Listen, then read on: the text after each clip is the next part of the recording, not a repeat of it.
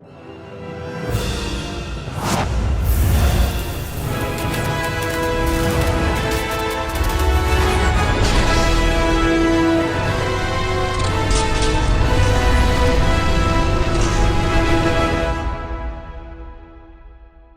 going on, everybody? Welcome back to another video, and in today's video we're going to be talking about the latest reboot and prequel of the Willy Wonka franchise, and this one is simply titled Wonka. Written and directed by Paul King, who wrote this film alongside Simon Farnaby. This film stars people like Timothée Chalamet, Kyle Lane, Olivia Colman, Keegan-Michael Key, Jim Carter, and many more. So here we are now with the third film to focus on the character of Willy Wonka, who of course has his very famous chocolate factory. This is a reboot and prequel that focuses on the origins of the character, but in a lot of ways is more of a reboot that kind of tells its own story and isn't necessarily tied directly to the events of the Gene Wilder film or the film with Johnny Depp. And growing up, I loved the film starring Gene Wilder. That is the Willy Wonka I will always love. I think it's one of the most impressive movies of its time, and it has stood the test of time in my opinion. And growing up, Tim Burton was one of my favorite filmmakers, with Johnny Depp being one of my favorite actors. And unfortunately, that film that they did together to do a reboot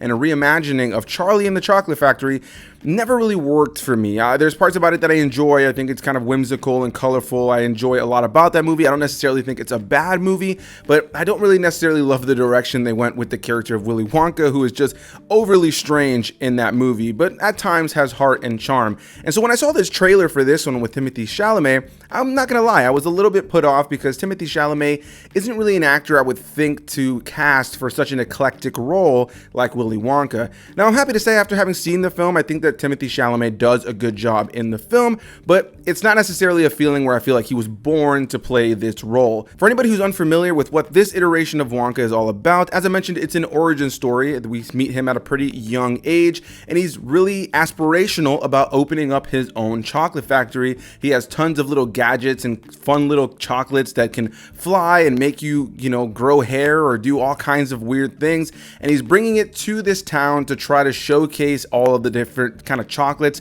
that he can bring to the world. And throughout the course of the film, he unfortunately has to deal with three individual business owners that have their own chocolate factories that are against him and do not want him to rise to any sort of fame or success. And amidst this, he also finds himself in a bit of a contractual bind where he has to pay off a very, very big debt, which is where he ends up meeting a slew of other friends who also have their own debt they need to pay off, and they end up working together to help Willy Wonka build his chocolate factory so they can work all together to pay off their debts individually and be free from the world of money that is binding them down. And there's some other things that happen in the mix, but at its core, this is a movie about Willy Wonka opening his chocolate factory. And what I can say about this movie right out of the gate is that it's cute. It's a movie that felt pleasant to watch, but never really overly challenged me, if you will. This is, I think, more so than the other two Willy Wonka films, a kid film through and through. And I'm not necessarily surprised to know that that's the case, as the director of this film, Paul King, obviously also worked on the Paddington films, which are films I love, but are very charming, very cutesy, very good family-friendly adventure films with a very precious character at the center. And if you've seen the Paddington films, then you definitely know what you're in for when it comes to Wonka. This one is a little bit more of a musical than the other ones, as of course the other ones do have musical numbers, but this one feels far more like a musical throughout the course of the film and has just a overall tone of just charming whimsy, essentially, is the best way to put it. This is a film I think is going to work a lot more with kids nowadays than it probably will with adults, and as I was watching the movie, I just had to be okay with that. It was a movie that was clearly made for a younger audience, whereas some of the other films have had some darker themes that can kind of branch out to not only just kids but adults and be good family movies. And the version of Wonka that we're seeing here, played by Timothée Chalamet, is a lot more excited about life. He's not necessarily bogged down by the stresses and any of the family trauma that the other iterations have had. When you look at something like the Gene Wilder version, there's a darkness to his iteration of the character mixed in with that whimsical individual that we meet. And then when you see the version that Tim Burton did with Johnny Depp,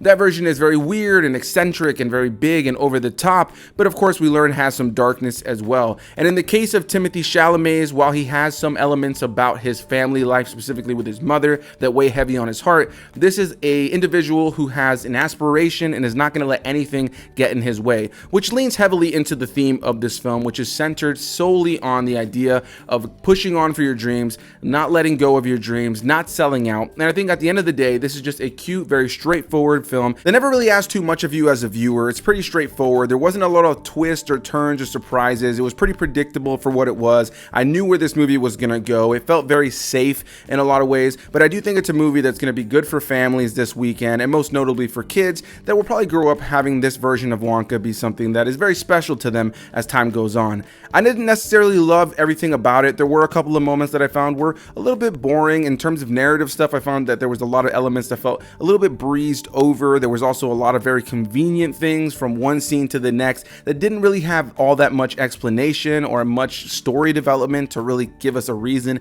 as to why certain things panned out the way they do. And that just kind of left this movie feeling pretty safe. That's the best way I can put it. It's a pretty safe narrative that just knows what it is. It isn't really trying to overcomplicate it in any way, shape, or form. It's not really trying to get you guessing heavily as to where the movie's going to go. It's just more of a streamlined, nice, aspirational tale about not giving up on your dreams. And on that level, I think the movie really works. Outside of Timothée Chalamet, one of the other actors that I definitely got to talk about here in this one is definitely Colman, who plays Noodle, who is an orphan girl who is one of the individuals who have a debt to pay off that Willy Wonka ends up teaming up with throughout the course of the film. And while I didn't necessarily think the character of Noodle was overly compelling, I did enjoy the performance between Timothée Chalamet and Colman, as I thought that the chemistry between the two of them was very sweet throughout the course of the film, with our main villains in the film being a lot of fun at times too. Olivia Colman playing one of those villains, and all the villains in this film were pretty straightforward villains, you know, classic kind of twirly mustache kind of villains that were maniacal in a lot of ways, had that over eccentric kind of laugh and pronunciation to the things that they were doing, which led to this movie just overall just feeling like a big cartoon in a lot of ways.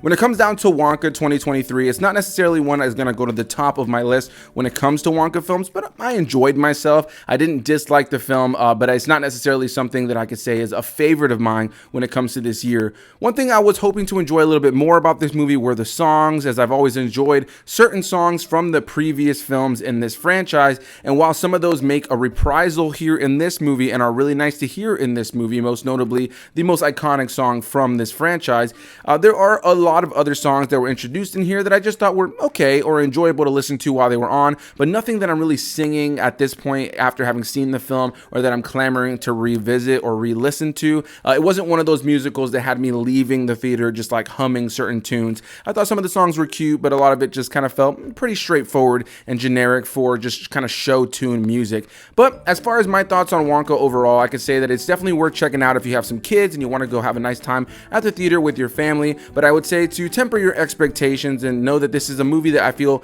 is far more for kids of this generation that want to get into Wonka, more so than it is a film that's trying to kind of appease longtime fans of the Willy Wonka story. So a big thanks to you guys for watching. Leave any and all comments down below. Did you like this movie? Did you not like this movie? Whatever the case may be, I'll see you beautiful people in the next one. Bye-bye.